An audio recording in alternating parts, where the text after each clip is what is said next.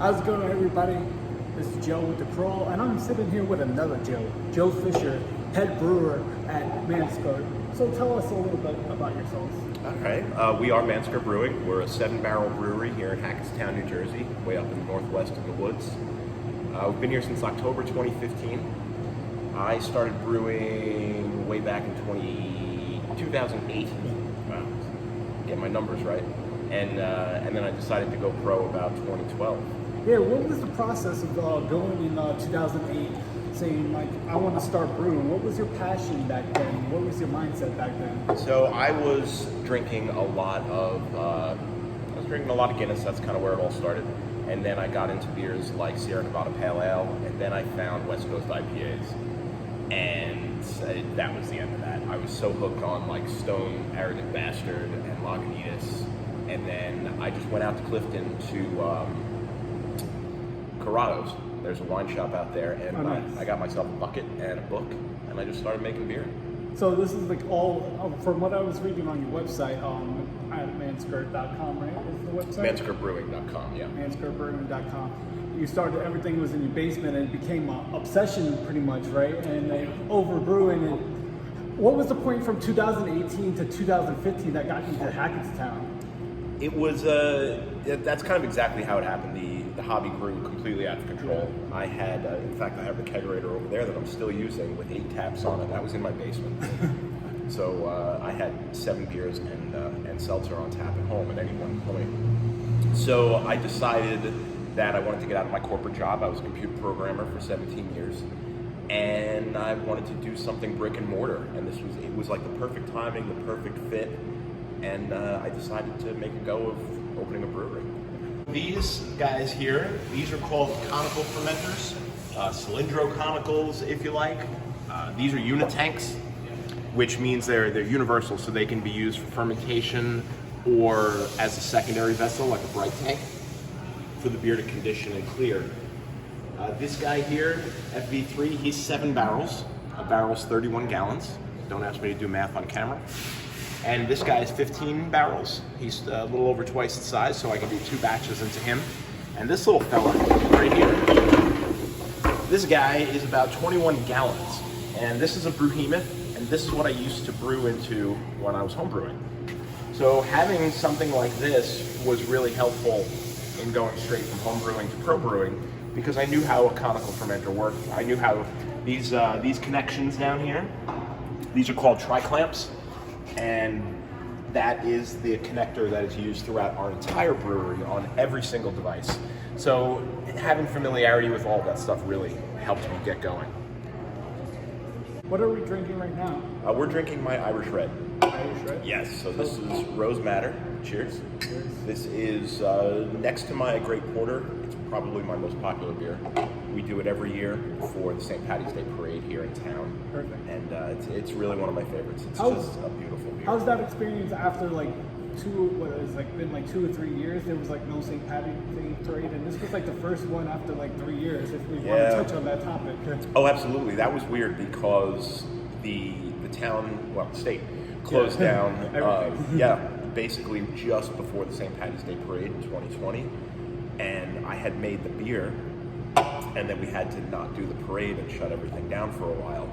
So a lot of my customers came in to tell me that their memory of the start of the pandemic was getting this beer. Yeah. Oh, and man. It's actually pretty neat because now they're coming in now, and we did the parade in 2022, and everybody's really excited to have been able to do it again after all that time. Since we're on the topic, how was that period for you? The COVID period, the pandemic period, pandemic period, whatever you want to call it, because like, what did you have to do to push yourself to be like, I'm going to go about? It had to be a hard process for you.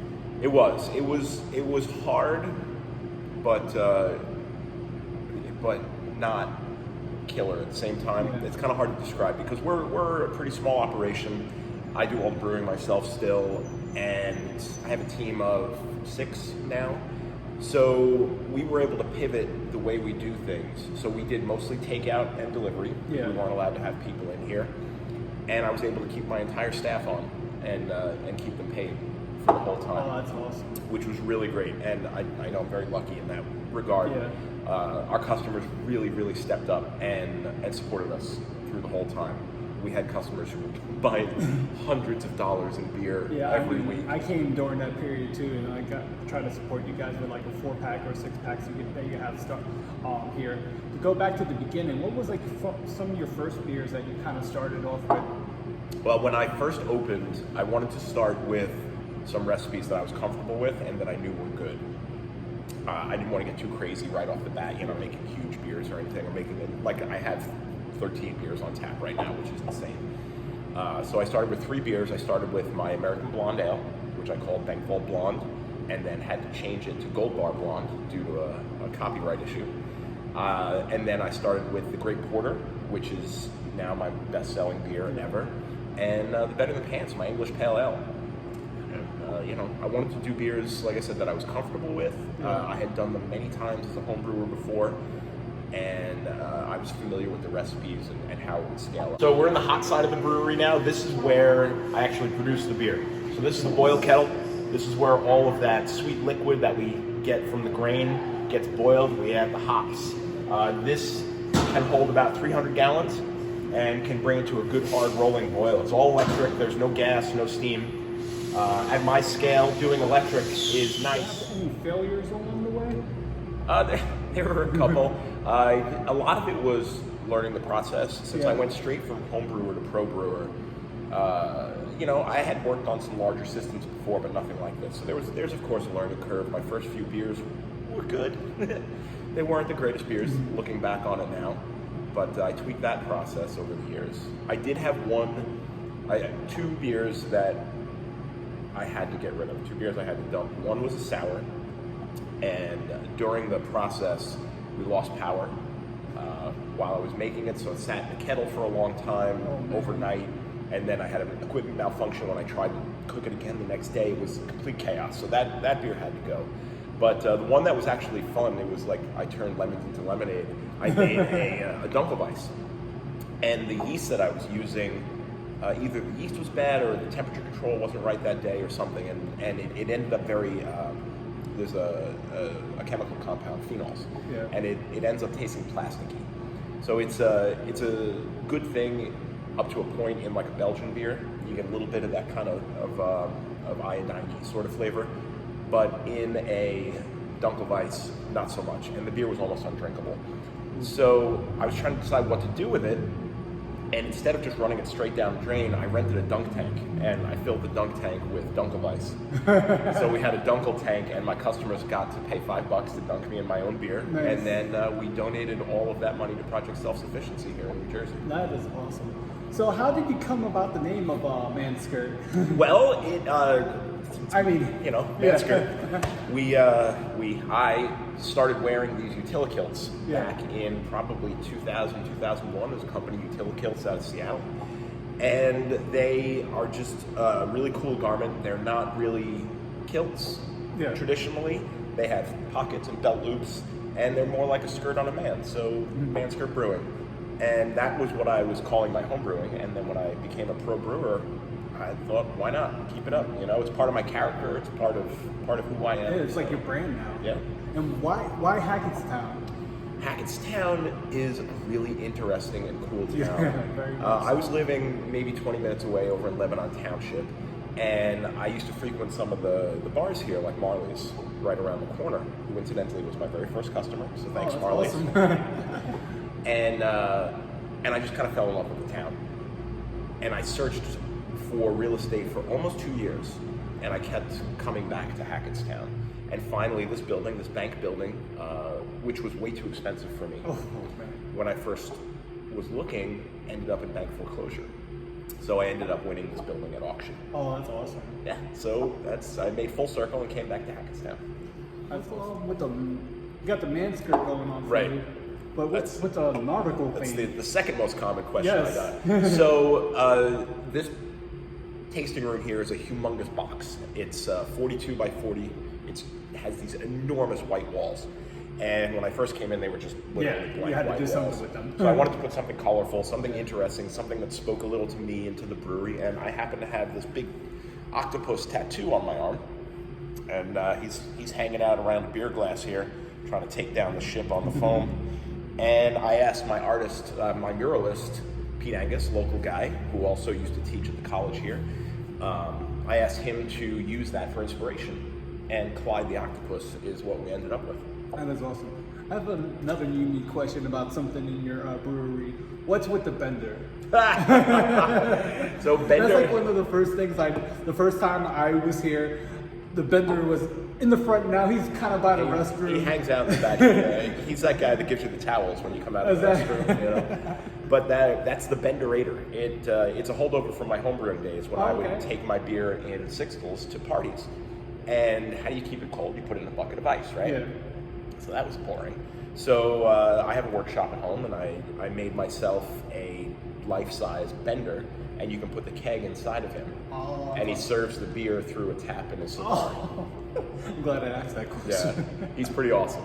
I love him. Going back to, you were saying, even in 2008, you were now like going on the hard salsa. Now that's a big thing. You said you were kind of brewing it in 2008? Well, no. Back in 2008, I was just doing plain seltzer. Okay. So I figure if I'm going to have 7 taps of beer, I should probably have 1 tap of something that's, not alcoholic. Yeah. And I was making my own sodas and stuff at home. And you still make the sodas now, right? We do. What are like popular sodas, like people? The root beer, of course, is one of the most popular. Ginger beer is one of my favorites. Oh. We also do a cream soda. Yeah. Which is really, that reminds me of being a kid. I used to drink yeah. A&W cream soda all the time.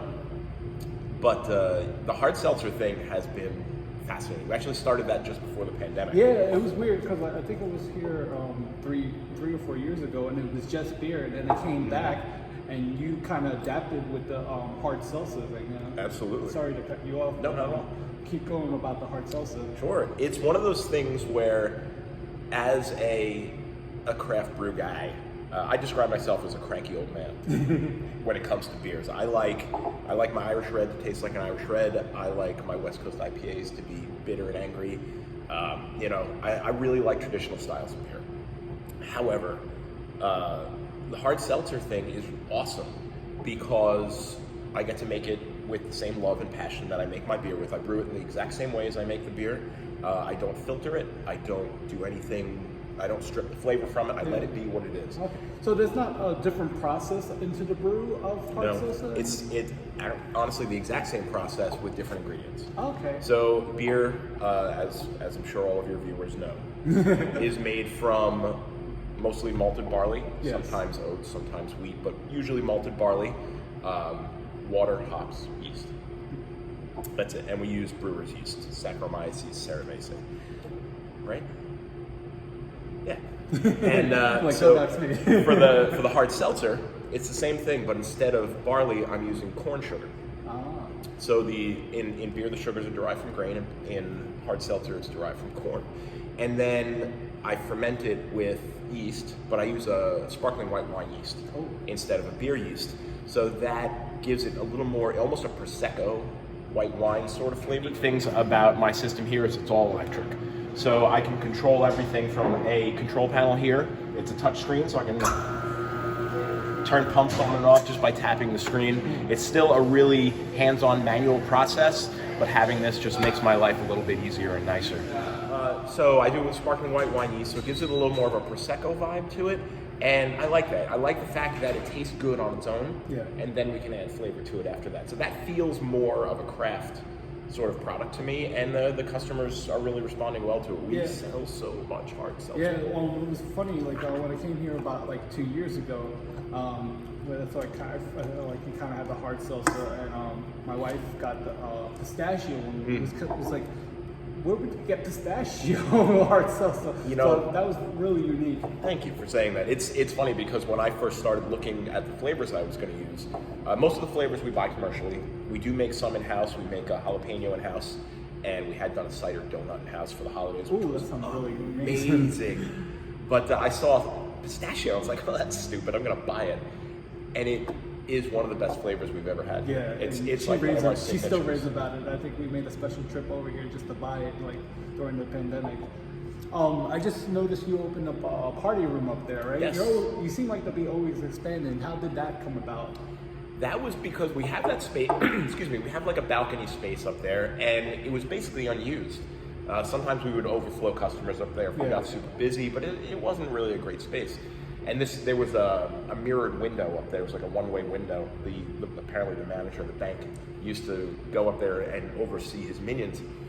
So I decided to take the window out, open the whole space up, replace the ceiling, paint it up there, and now we rent it out as a party space. Awesome. Yeah, it's a lot of fun. What is the next step for you in your brewing Man, venture? that is a really good question. I ask myself that a lot. I really like being the town brewery, the community brewery. I like that we have a small, intimate space for people to bring their families and their dogs and their kids and have a good time. I don't think I want to expand too much more. Yeah. That said, I would consider another location if something exactly right popped up, but I don't have any big plans right now. Yeah. We do distribute. Okay, we you do do. distribute. We self-distribute, Yeah. which means that we have to go to the places we want to sell to, convince them to buy our beer, Yeah. and then put it in our truck, drive it over there. Yeah, and so we don't have as large a distribution as some other breweries, and we are physically smaller than many breweries in the state. Like Zigmeister down the block, also an Yeah. excellent brewery. They are twice our size. Jersey Girl right up the road, they're 4 times our size. Yeah. So we necessarily have a smaller distribution, but we do our best to get out there. We have distribution all the way east to the Jersey City area. All right, that's something I didn't know. What makes you stand out? Because I feel like when I'm here, I feel like it's a home environment, and you kind of touched about that on your little when you stated about what's next for you. So what makes you kind of stand out? I think when you're here, the environment is very laid back. It's very comfortable. It's very personal. I know the names of most of my regular customers. I like to talk to my customers. I like to be very present in the brewery, and I really like that feel. It's a different environment than you're going to get in a lot of places. As far as the beer goes, I always put my beer quality first, and like I said, I like to do high quality examples of more traditional styles. Yeah. Like I'm going to be bringing out my Mexican lager soon. I have. Oh yeah, you got Cinco de Mayo. Yes, we have Cinco de Mayo coming up. Our maize made with a little corn in there is a really fun beer. Super clean, super crisp lager. I love doing lagers. German style lagers Yeah. are like my favorite thing. That's what I read about you. You're very big into English and German kind of style beers. Absolutely. Like the best bitter, my Better Than Pants.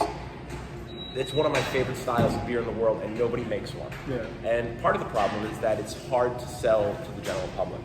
And I'm in kind of a privileged, I guess, position where I'm small enough that I can make beers like that and still keep my business open. Have you been to England and Germany? I haven't, sadly enough. I've been to Ireland, Yeah. and I drank all the Guinness while I was there. Got it. But that's about it. I haven't been over to Europe. I should make a business trip over there. Definitely, yeah, definitely. Well, I want to thank you for your time. Anything you My want pleasure. to plug or We've got a ton of great events coming up in April and May. So check out massacrebrewery.com. We now have an event calendar there, so you can check out all the goodness that's coming up. Thank you for your time. Hey, it's a real pleasure. Good talking to you. Good talking to you too. Cheers. Cheers.